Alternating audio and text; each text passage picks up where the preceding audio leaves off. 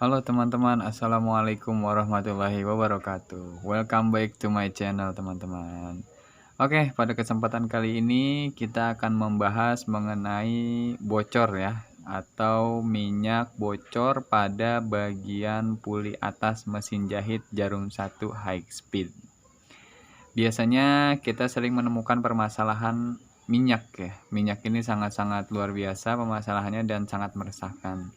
Dan biasanya di celah sini, dari celah sini itu suka keluar minyak ya, seperti permasalahan pada mesin yang satu ini.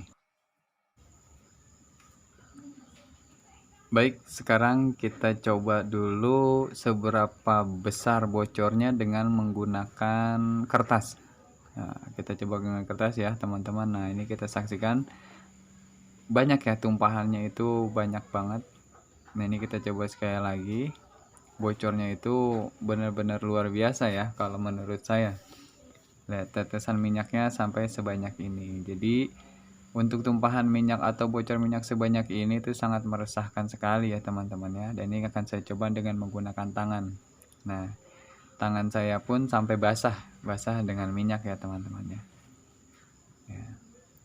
Jadi untuk permasalahan minyak ini sangat-sangat sulit ya untuk solusinya ya, karena apabila bahan sudah kena minyak, noda minyak, itu untuk membersihkannya sangat sulit. Dan untuk selanjutnya kita coba untuk membuka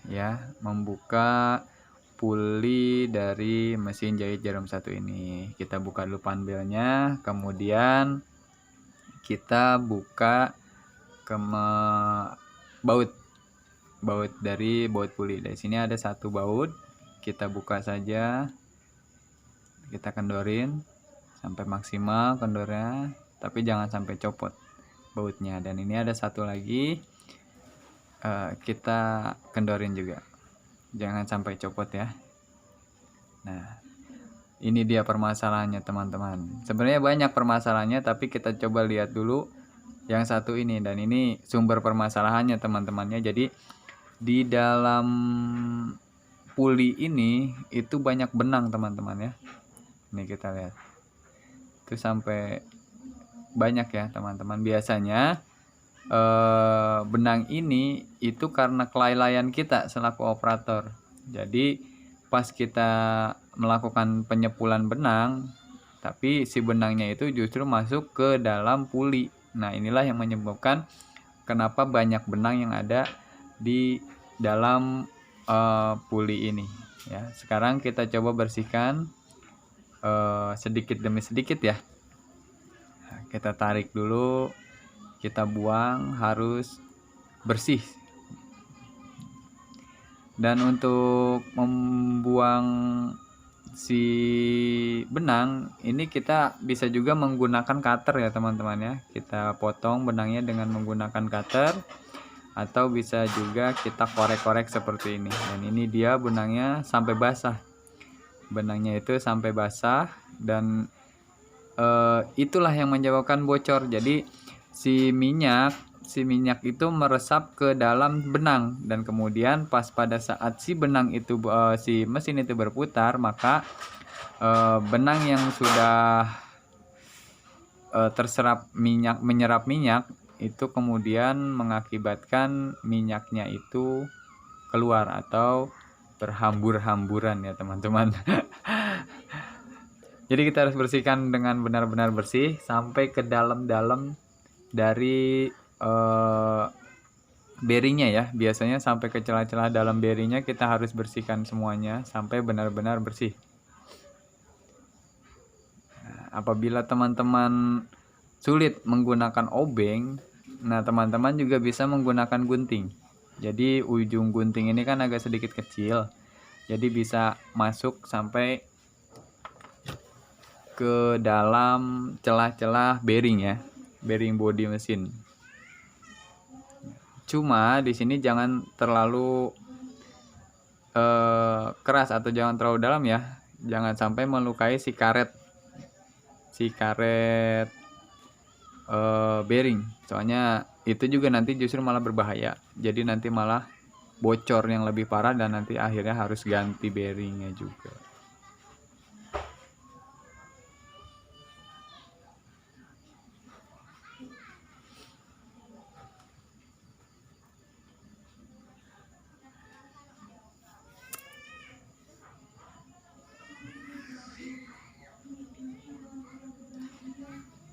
Harus benar-benar bersih ya teman-teman ya, agar hasilnya juga maksimal.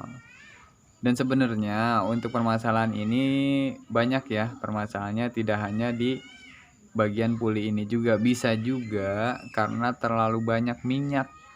Nah, minyak mesinnya terlalu banyak, bisa juga menyebabkan si bocor di bagian puli ini. Nanti kita coba lihat minyaknya ya yang ada di bawah, apakah terlalu banyak ataukah cukup gitu. Oke, setelah selesai kita rapihkan dan kita bersihkan dulu ya, soalnya ini banyak sekali minyak-minyaknya yang tumpah, bekas tumpahan tadi ya. Kita lap saja pakai kain-kainan atau bahan kotor.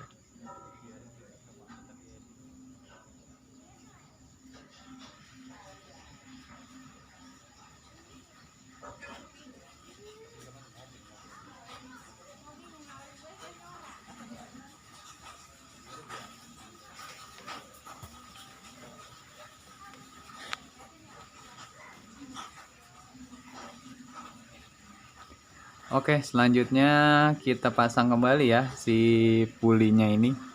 Nah, di sini teman-teman bisa lihat ada satu nok atau tempat baut ya. Jadi nok ini harus sejajar sama satu baut. Nah, kita pasang dulu atau kita pasin dulu di bautnya ini ya.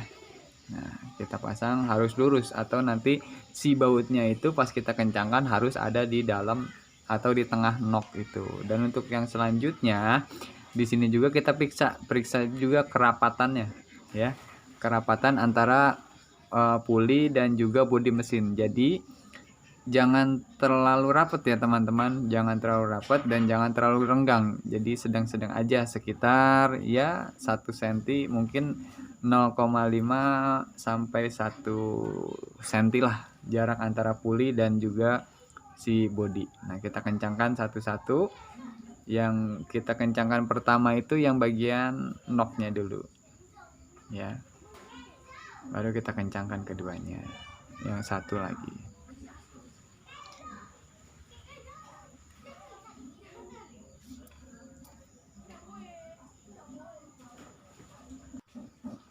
Oke, selanjutnya kita periksa juga minyaknya ya teman-teman ya. Kita periksa minyak yang tadi kita bahas ya, apakah terlalu banyak atau kurang justru. Mungkin untuk permasalahan ini biasanya minyaknya terlalu banyak. Nah, ini kita lihat. Nah, ini dia ya teman-teman, itu minyaknya sampai melewati tanda high atau tanda H. Nah, ini dia juga termasuk dalam permasalahan. Jadi sebenarnya itu untuk minyak itu biasanya kita gunakan itu antara long sampai high, antara L sama H, jadi di pertengahan aja. Nah, sekarang kita coba untuk menguras atau mengurangi daripada minyak. Nah, ini ada satu baut. Nah, baut ini fungsinya itu untuk menguras ya teman-teman ya, menguras si minyak. Jadi teman-teman nggak perlu pakai apa-apa lagi, cukup kita buka aja menggunakan baut min ya atau obeng min. Kita buka, tapi kita kendorin aja dulu ya, kita hanya kendor karena di bawahnya itu kita belum ada wadah untuk menampung si minyak. Jadi cukup kendor aja, nanti setelah kendor kita taruh wadah di bawahnya, baru kita copotin si baut itu. Nah, ini dia adalah tempat keluar daripada minyak atau lubang ya, lubang baut yang tadi atasnya kita kendorin. Nah, sekarang kita udah punya wadah, kita cukup tatakin aja di sini, kita taruh di sini wadahnya, dan baut yang tadi kita kendorin kita lepas aja ya teman-teman ya. Kita lepas, kita copot aja sampai nanti juga dia bakal keluar sendiri setelah si bautnya itu copot. Nah, ini dia sudah keluar. Sambil kita ukur-ukur minyaknya, jangan terlalu banyak, kita mengurasnya jangan terlalu sedikit juga, itu juga nanti akan bermasalah. Nah, ini saya sudah sampai penuh ya 1 gelas aqua, dan selanjutnya akan saya tutup baut atasnya menggunakan tangan saya yang sebelah kanan. Nah, kita tutup atau kita kencangkan sedikit bautnya sebelum menggunakan obeng sampai si minyak tidak keluar kembali. Nah, ini udah agak kenceng ya. Nanti kita kencangkan kembali si baut untuk mengurasnya tadi, atau baut bak, biasa kita sebut baut bak. Nah, ini kita lihat ya, sudah berkurang ya. Sekarang sudah sampai sebatas ini aja minyaknya. Jadi di antara low sama high dia kita taruh di tengah-tengahnya aja, jangan terlalu banyak dan jangan terlalu sedikit. Kalau terlalu banyak nanti bisa banjir mesinnya, dan kalau terlalu sedikit nanti si minyak nggak naik dan bisa terjadi macet. Oke teman-teman, saya rasa cukup ya, dari mengurasnya sudah cukup dan membersihkan benangnya juga sudah cukup.